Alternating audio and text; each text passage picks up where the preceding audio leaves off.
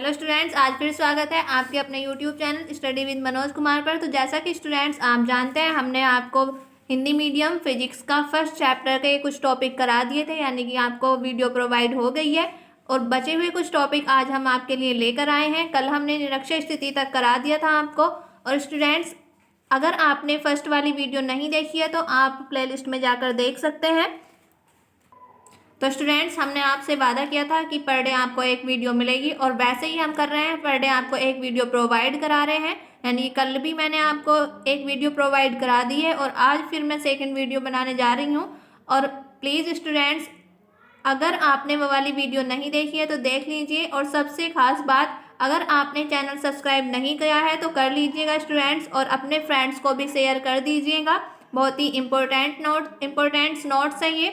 तो students, English medium की भी हमने आपको कुछ वीडियो प्रोवाइड करा दिया। अगर आपके भाई बहन या फ्रेंड्स कोई भी हैं इंग्लिश मीडियम से तो आप उनको भी शेयर कर सकते हैं।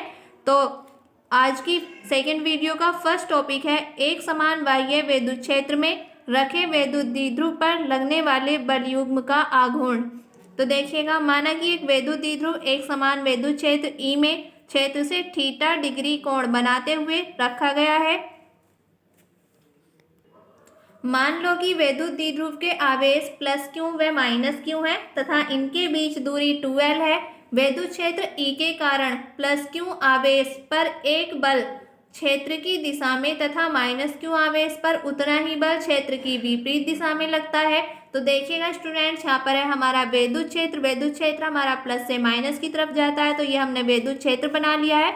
और इसमें एक विद्युत द्विध्रुव आघूर्ण रखा है और विद्युत द्विध्रुव आघूर्ण ऐसे रखा है जो विद्युत क्षेत्र से थीटा कोण बना रहा है और उनके बीच की दूरी क्या होती है, 2l होती है। यहाँ पर -q +q, और यहाँ पर जो हमारा बल लग रहा है वो F=QE -q पर, और +q पे बल है F=QE, यानी कि यहाँ से बल देखेंगे हम -q से +q पे देखेंगे तो इनमें क्या होगा, आकर्षण होगा, और प्लस प्लस होते हैं स्टूडेंट्स तो प्रतिकर्षण होता है। तो यहाँ पर हमारा F=QE है, और यहाँ पर यानी कि दोनों तरफ जो बल है हमारा वो समान बल है। और यहाँ पर ये हो जाएगा, हम यहाँ पर लंब डाल देंगे, एक ये लंब हो जाएगा और इसको नाम दे देंगे यहाँ पर A। और ये जो हो जाएगी हमारी, ये वैल्यू निकलेगी यहाँ से 2l sin थीटा। तो देखिएगा कैसे निकलेगी। हम जानते हैं टो बराबर होता है बल गुणा लंबवत दूरी। तो बल है हमारा, बल इसमें से कोई सा भी ले सकते हैं हम, -q का या +q का। तो यहाँ पर लेंगे, या पहले हम यहाँ से साइन थीटा, तो देखिएगा यहाँ पर बल है QE इंटू में AB, हमारी लंबवत दूरी है AB, और यहाँ पर AB की वैल्यू निकालेंगे तो ये हो जाएगा हमारा 2l sin थीटा निकलेगा, यानी कि sin थीटा इक्वल हो जाएगा AB/2l, और AB की वैल्यू 2l sin थीटा। यहाँ पुट कर देंगे हम F इंटू में 2l sin थीटा, यानी कि QE इंटू में 2l sin थीटा हो जाएगा। टो बराबर 2QL E sin थीटा हम इसको लिख सकते हैं। वी नो दैट, हम जानते हैं विद्युत द्विध्रुव आघूर्ण होता है हमारा P बराबर 2QL। तो 2QL की जगह पर हम रखेंगे यहाँ P, तो टो बराबर हो जाएगा PE sin थीटा। और अगर इसको सदिश रूप में लिखेंगे तो टो वेक्टर बराबर हो जाएगा P vector cross E vector. यदि sin थीटा अधिकतम हो, अगर अधिकतम होता है तो हम sin थीटा इक्वल 1 रखते हैं। तो 1 जो होती है स्टूडेंट साइन 90 की वैल्यू होती है, तो इसको लिख सकते हैं हम sin 90, यानी कि हो जाएगा यहाँ से sin थीटा इक्वल sin 90। यहाँ पर साइन से साइन कैंसिल हो जाएगा तो थीटा इक्वल हो जाएगा 90। ये आ जाएगा हमारा टो मैक्सिमम, तो यानी कि PE sin theta, PE sin 90 हो जाएगा। अब थीटा की वैल्यू पुट करेंगे हम तो sin 90 और sin 90 की वैल्यू 1, तो टो मैक्सिमम आ जाएगा यहाँ से PE, यानी कि अधिकतम टो आ गया है हमारा PE। यदि साइन थीटा न्यूनतम हो, न्यूनतम में हम साइन थीटा इक्वल 0 रखते हैं। तो देखिएगा स्टूडेंट्स आगे, यानी कि न्यूनतम में टो मिनिमम निकलेगा हमारा, तो साइन थीटा इक्वल 0 रखते हैं, और 0 साइन में साइन 0 की वैल्यू होती है, तो साइन थीटा इक्वल साइन 0 हो जाएगा। यहाँ से साइन कैंसिल हो जाएगा तो थीटा इक्वल 0। टो मिनिमम यानी कि फॉर्मूले में रखेंगे PE साइन थीटा में, तो PE साइन 0, और साइन 0 की वैल्यू 0, तो पूरी टर्म 0 हो जाएगी स्टूडेंट्स हमारी। तो यहाँ से टो न्यूनतम आ गया है 0, और यही है हमारा बल युग्म आघूर्ण। तो नोट कीजिएगा स्टूडेंट्स, इसको नोट कीजिएगा स्टूडेंट्स। अगर आपको कोई भी प्रॉब्लम आती है तो आप कमेंट्स बॉक्स में कमेंट्स कर सकते हैं।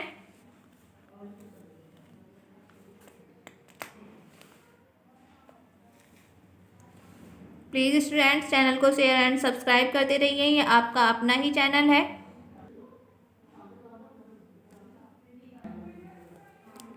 तो नेक्स्ट टॉपिक है स्टूडेंट्स हमारा कूलॉम के नियम का सदिश स्वरूप। तो यहाँ पर देखेंगे स्टूडेंट्स, माना Q1 व Q2 एक ही चिन्ह के दो बिंदु आवेश हैं जो बिंदुओं A व B पर निर्वात में रखे गए हैं। माना Q1 के कारण Q2 पर लगने वाला बल। तो देखिएगा स्टूडेंट्स, यहाँ पर हमने दो आवेश लिए हैं Q1 और Q2, ये इनके सदिश स्थिति सदिश होंगे R1 और R2। यहाँ पर हम Q1 से Q2 पे बल लगाएंगे तो ये बल बाहर की तरफ आएगा। क्यों? क्योंकि दोनों जो आवेश हैं हमारे वो कैसे हैं, धन आवेश हैं, और धन आवेश होता है तो प्रतिकर्षण होगा, प्रतिकर्षण होगा तो ये बाहर की तरफ होगी बल की दिशा। और इसको नाम क्या देना है, देखिएगा स्टूडेंट्स, जिस आवेश पे बल लग रहा है वो पहले और जिसने लगाया है वो बाद में, यानी कि Q2 पे बल लगा है और किसने लगाया है, Q1 ने, यानी कि F21 हो जाएगा।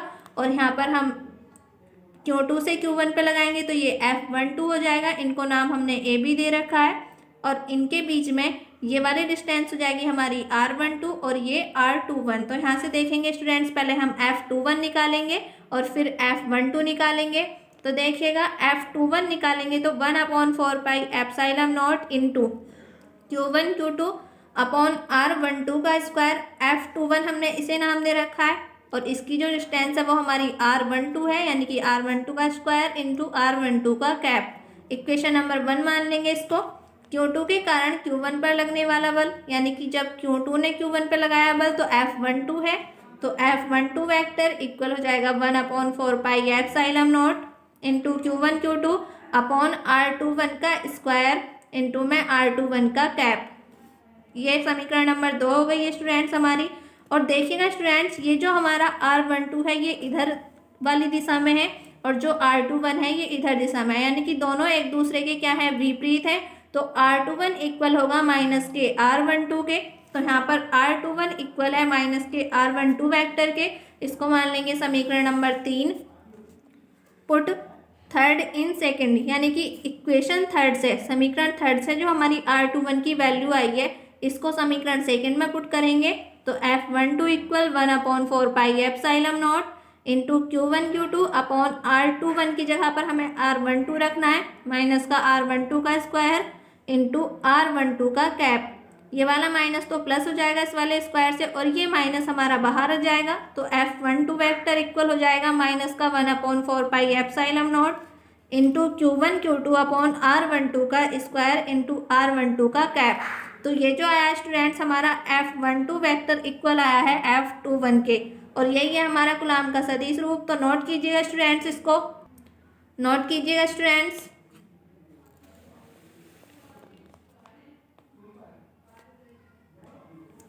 तो लास्ट टॉपिक आपके समझ में आ गया होगा स्टूडेंट्स और आपने नोट भी कर लिया है। तो नेक्स्ट टॉपिक है हमारा अध्यारोपण का सिद्धांत।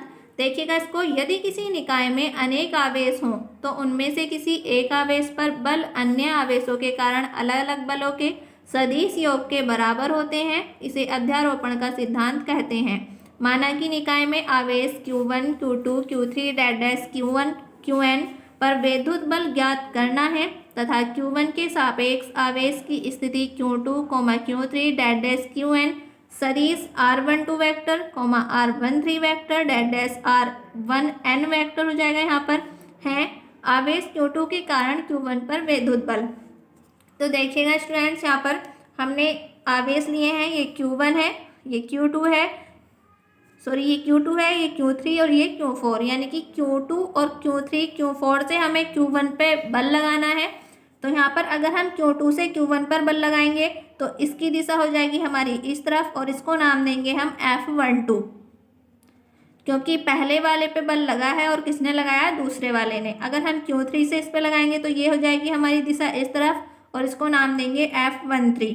Q4 से Q1 पे लगाएंगे तो ये हो जाएगा हमारा F14 और इनके बीच की दूरी हो जाएगी R21 R31 और R41। तो यहाँ से पहले अगर जब हमने आवेश Q2 के कारण Q1 पर विद्युत बल, यानी कि Q2 से जो Q1 पर बल लगा उसको नाम क्या दिया था, F12।